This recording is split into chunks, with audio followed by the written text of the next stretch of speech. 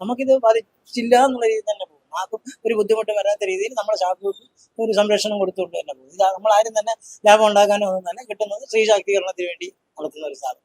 ഞങ്ങൾ കുറെ സ്റ്റാഫുകൾ നമ്മുടെ ജീവിതമാർഗമാണ്. ഇപ്പൊ 2 ദിവസങ്ങൾ ഗ്യാസ് ഇല്ലെങ്കിൽ അതിൻ്റെതായ പറ്റി അവർ ചെയ്യും. കാറ്ററിംഗ് സ്ഥാപനങ്ങളുണ്ട്. കാറ്ററിംഗ് സ്ഥാപനം ഇന്ന് വിറക് വെച്ച് തൽക്കാലം ഇന്ന് അഡ്ജസ്റ്റ് ഓടിയിട്ടുണ്ട്. ഇനി എങ്ങനെയാണെന്ന് അറിയില്ല. ഇവരുടെയൊക്കെ തൊഴിൽ നിന്ന് പോകുന്ന ഒരു സാഹചര്യമാണ് ഈ ഗ്യാസിന്റെ ബുദ്ധിമുട്ടുകൊണ്ട് ഉണ്ടായിട്ടുള്ളത്. അതിനെ അതിജീവിക്കാനുള്ള പരിശ്രമം. നമസ്കാരം. പശ്മേഷ്യൻ യുദ്ധം കനക്കുന്നതോടെ ആശങ്കയിലാകുകയാണ് ജനങ്ങൾ.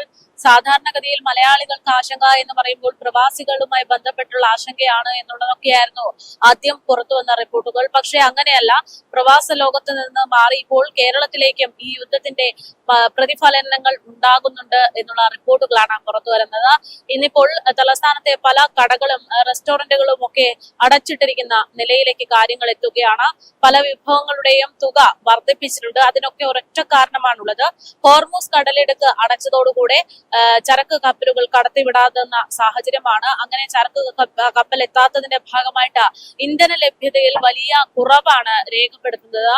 ഈ ഇന്ധന ലഭ്യത കുറഞ്ഞതോടുകൂടെ സ്വാഭാവികമായിട്ടും ഇത്തരത്തിൽ കടകൾക്ക് വലിയ പ്രതിസന്ധികൾ സൃഷ്ടിക്കുന്നുണ്ട്. എന്തായാലും പൊതുജനങ്ങൾക്ക് ഇത് എത്തരത്തിലാണ് ബാധിക്കുന്നത് എന്നതിലേക്ക് ഇവിടെയും ഗ്യാസ് വളരെ ദയനീയമായ അവസ്ഥയിലാണ് പോകുന്നത്. 1-2 ദിവസം കൂടി നമുക്ക് തികയുന്ന നിലയിലാണ് ഉള്ളത്.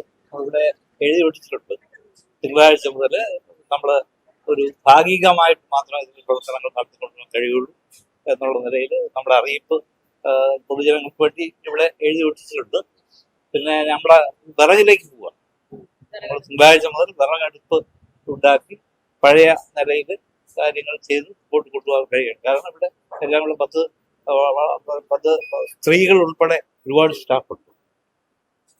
ഇവരുടെയൊക്കെ തൊഴിൽ നിന്ന് പോകുന്ന ഒരു സാഹചര്യമാണ് ഈ ഗ്യാസിന്റെ ബുദ്ധിമുട്ടുകൊണ്ട് ഉണ്ടായിട്ടുള്ളത്.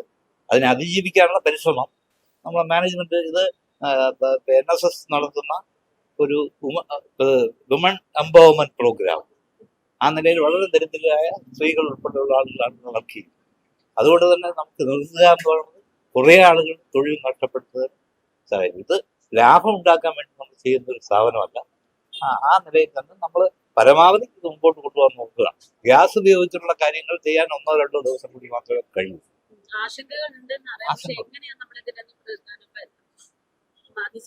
നമ്മളിതിനെ അതിജീവിക്കാൻ നമ്മൾ പഴയ നാടൻ രീതിയിലേക്ക് പോകാനേ മാർഗമുള്ളൂ.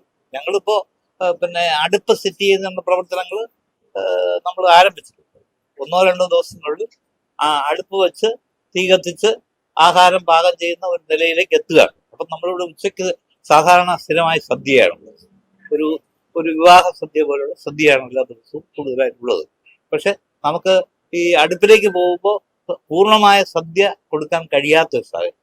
അതുകൊണ്ട് തന്നെ നമ്മളൊരു കേരള മീൽസ്, ഒരു മിനി മീൽസിന്റെ സ്റ്റൈലിലുള്ള ഭക്ഷണം മാത്രമേ തിങ്കളാഴ്ച മുതൽ ഉണ്ടായിരിക്കുള്ളൂ എന്നുള്ള കാര്യം നമ്മൾ ഈ റെസ്റ്റോറന്റിന്റെ ഫ്രണ്ടിൽ നമ്മൾ എഴുതി പ്രദർശിപ്പിച്ചിട്ടുണ്ട്.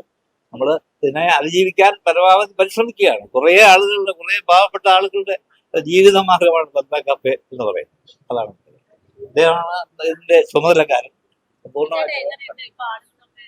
ആൾക്കാർക്ക് ഇപ്പൊ നമ്മൾ കറക്റ്റ് പഴയ പോലെ കൊടുക്കുകയാണ്.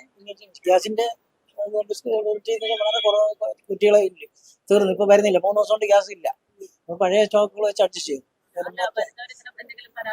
വരുന്നവരെ ഇപ്പൊ നമ്മൾ സാറ്റിസ്ഫൈ ചെയ്ത് വിടുകയാണ്. അവർക്കൊന്നും ഒരു ബുദ്ധിമുട്ടും വന്നിട്ടില്ല. പക്ഷെ നമ്മൾ പാരലായിട്ട് അപ്പുറത്ത് തന്നെ തൊട്ടപ്പുറത്ത് നമ്മുടെ സ്ഥാപനമുണ്ട്. അവിടെ വിറവ് എല്ലാം സെറ്റ് ചെയ്തുകൊണ്ടിരിക്കുകയാണ്. ഇപ്പൊ ഷീറ്റ് ഇട്ട് ഒരു പ്രത്യേക ടാപ്പാളിൽ കൊടുത്തു, അല്ലെങ്കിൽ ഷീറ്റ് തന്നെ കൊടുത്തിട്ട് അടുപ്പുകൾ ഉണ്ടാക്കി അത് വെച്ച് നമ്മൾ മാനേജ് ചെയ്ത് തിങ്കളാഴ്ച മുതൽ പരിപൂർണമായിട്ടല്ല ഭാഗികമായിട്ട് പ്രവർത്തിക്കും. നമുക്കിത് ബാധിച്ചില്ല എന്നുള്ള രീതിയിൽ തന്നെ പോകും. ആർക്കും ഒരു ബുദ്ധിമുട്ട് വരാത്ത രീതിയിൽ നമ്മുടെ ഷാപ്പുകൾക്ക് ഒരു സംരക്ഷണം കൊടുത്തുകൊണ്ട് തന്നെ പോകും. ഇത് നമ്മളാരും തന്നെ ലാഭം ഉണ്ടാക്കാനോ ഒന്നും തന്നെ കിട്ടുന്നത് സ്ത്രീ ശാക്തീകരണത്തിന് വേണ്ടി നടത്തുന്ന ഒരു സാധനം. അതുപോലെ ഗ്യാസിന്റെ ഒരു പ്രതിസന്ധി ഉണ്ട്. അത് തരണം ചെയ്യാനുള്ള പ്രവർത്തനങ്ങളൊക്കെ നടന്നുകൊണ്ടിരിക്കുകയാണ്. എങ്കിൽ പോലും ഒരു സ്റ്റാഫ് എന്നുള്ള നിലയിൽ എന്തെങ്കിലും ആശങ്ക ഉണ്ടോ? ഞങ്ങൾക്ക് ആശങ്കയൊന്നുമില്ല. 2 ദിവസം കൂടെ ഗ്യാസ് കാണും. അല്ലെങ്കിൽ ഞങ്ങൾ എങ്ങനെ വിറകില്ലെങ്കിലും മുന്നോട്ട് പോകും. അടയ്ക്കൊന്നുമില്ല. എന്റെ പേര് ശ്രീദേവി. ഞങ്ങൾ കുറെ സ്റ്റാഫുകൾ നമ്മുടെ ജീവിതമാർഗമാണ്. ഇപ്പൊ 2 ദിവസങ്ങൾ ഗ്യാസ് ഇല്ലെങ്കിൽ അതിൻ്റെതായ പറ്റി അവർ ചെയ്യും. ഞങ്ങൾക്ക് തുടർന്ന് പോയേ പറ്റുള്ളൂ. എളുപ്പമായിരിക്കും. കിട്ടിയാൽ അത് അത്രയും നല്ലത്. ക്ലോസ് ചെയ്യാൻ ഗ്യാസ് ഇല്ല. അതുകൊണ്ട് നടത്തിക്കൊണ്ടിരുന്നവര് ഇന്നലെ രാവിലെ വരെ നടത്തിയിട്ട് അതിനുശേഷം ക്ലോസ് ചെയ്ത് വിട്ടു. ഇതിനൊരു പരിഹാരം ഉണ്ടാവുന്ന അങ്ങനെ എന്തെങ്കിലും സൂചനകളൊക്കെ ലഭിച്ചിരുന്നു? ഒന്നുമില്ല. അവർക്ക് പറഞ്ഞു, ഹോട്ടലിൽ നടത്തുന്നവർക്ക് പറഞ്ഞു ഇന്ന് എപ്പോഴെന്ത് കിട്ടും, എങ്ങനെ കിട്ടുമെന്നുള്ളു. ഇപ്പൊ ഈ തുറന്നു വച്ചിരിക്കുന്നതൊക്കെ കൂടിപ്പോയ ഒരു ദിവസം 2 ദിവസമൊക്കെ പോകുമായിരിക്കും. അത് കഴിഞ്ഞാൽ അത് പോക്കാം. ആശങ്കയുണ്ടോ? ഭക്ഷണം കഴിക്കാതെ ഇരിക്കാൻ പറ്റും. അല്ലെങ്കിൽ ഇപ്പൊ ഈ ലോഡ്ജും കൂടെ പൂട്ടിയിടേണ്ടി. കാരണം ജീവനക്കാർക്ക് ഭക്ഷണം കിട്ടാതെ ലോഡ്ജിലെ ജീവനക്കാർക്ക് ഇവിടെ നിൽക്കാൻ പറ്റില്ല. റെസ്റ്റോറൻറ്റിലെ ജീവനക്കാരെല്ലാം തമിഴ്നാട്ടുകാരൊക്കെ ഉണ്ടായിരുന്നു. എല്ലാരും പോയി ഇന്നലെ. ബിസിനസ്സാകെ താളം തെറ്റുന്ന അവസ്ഥയിലേക്കാണ്. സംശയം ഇനിയിപ്പോ ഇവിടെ നിന്ന് റൂംസ് ഒന്നും എടുക്കാനും ഭക്ഷണം കിട്ടാതെ എന്ത് ചെയ്യാൻ പറ്റും? ഈ കട നടത്തുന്നതിന് വേറെ ആരെങ്കിലും ആണോ?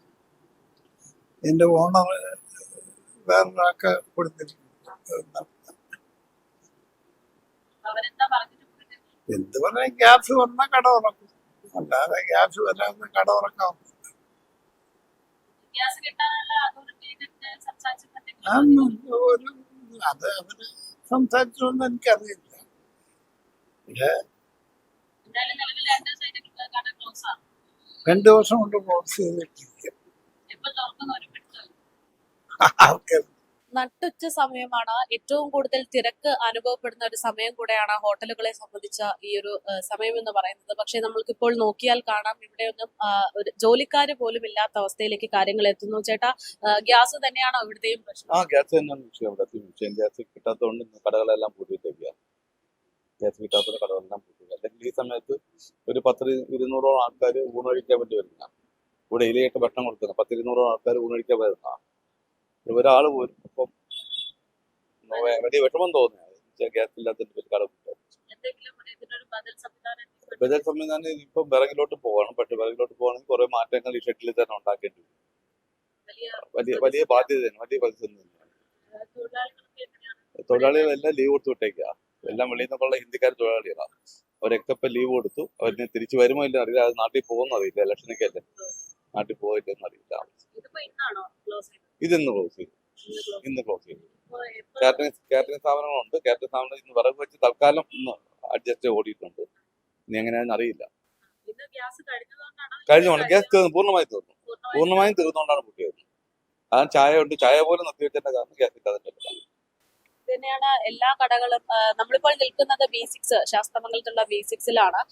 ഇതുപോലെ നിരവധി കടകളാണ് തലസ്ഥാനത്തെ പല ഭാഗങ്ങളിലായിട്ട് പൂട്ടിയിട്ടിരിക്കുന്നത്. ചില കടകളിലൊക്കെ വിറക് പോലുള്ള സംവിധാനങ്ങളൊക്കെ ഒരുക്കി കട മുന്നോട്ട് കൊണ്ടുപോകാനുള്ള ശ്രമങ്ങൾ നടത്തുന്നുണ്ട്. പക്ഷെ അത് എത്രത്തോളം പ്രായോഗികമാണ്, സമയം പോലുള്ള ഒരുപാട് പ്രശ്നങ്ങൾ അവിടെ നിൽക്കുന്നുണ്ട്. എന്തായാലും വലിയ പ്രതിസന്ധിയാണ് ആ യുദ്ധഭാഗമായിട്ട് ഇപ്പോൾ ഉണ്ടായിക്കൊണ്ടിരിക്കുന്നത്. കേരളത്തിലും അത് ബാധിച്ചു തുടങ്ങിയിട്ടുണ്ട് എന്ന് തന്നെയാണ് വ്യക്തമാകുന്നത്.